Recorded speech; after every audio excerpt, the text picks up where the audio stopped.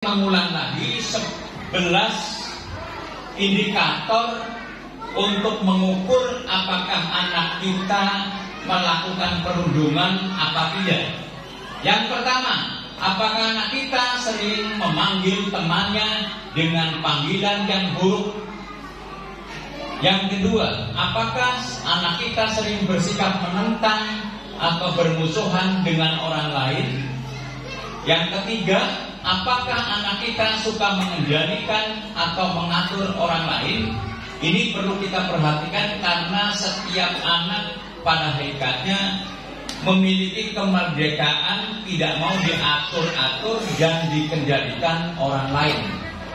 Yang keempat, apakah anak kita suka kasar kepada orang lain seperti membentak, mendorong atau memukul? Nah, ini harus kita perhatikan.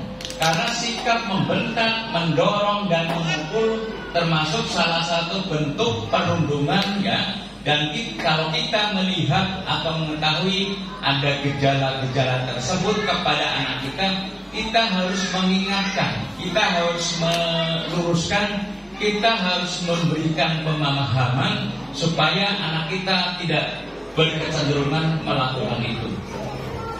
Yang kelima, apakah anak kita suka marah jika ada hal-hal yang tidak sesuai dengan keinginannya?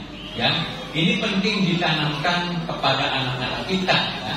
Penting ditanamkan kepada anak-anak kita karena seorang anak tidak boleh tidak suka terhadap sesuatu yang tidak sesuai dengan keinginannya. Ya. Karena kan banyak begitu yang terjadi di lingkungannya yang memang tidak sesuai dengan keinginannya. Ya. Kemudian yang selanjutnya, apakah anak kita suka tertawa ketika ada seseorang yang terluka atau merasa malu? Ya. Tanamkan kepada anak-anak kita tidak boleh menertawakan orang lain yang dalam keadaan terluka, merasa malu atau kena musibah atau menghadapi masalah. Yang ketujuh, apakah anak kita tidak peduli pada perasaan orang lain?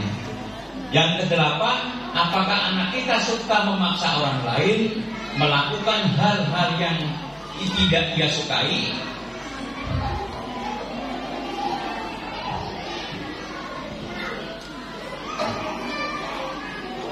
Oke, kemudian yang ke-9, apakah anak kita suka memaksa orang lain dan memberi atau meminjam barang pribadi yang tidak dikembalikan? Ini harus kita cek pada anak kita, ya. Kemudian yang ke-10, apakah anak kita suka menertawakan orang lain saat mereka menghadapi masalah? Ya, ini kelihatannya hal sepele, tetapi penting. Kalau dibiarkan maka anak kita akan hidup dalam kebiasaan dalam merundung atau membuli orang lain. Dan yang terakhir, kita harus mengeceknya, apakah anak kita suka membuat lelucon atau candaan terkait dengan suku, agama, ras seseorang. Ya. Seperti tadi sudah saya sampaikan bahwa anak-anak kita harus bisa memahami dan menghormati perbedaan di antara mereka.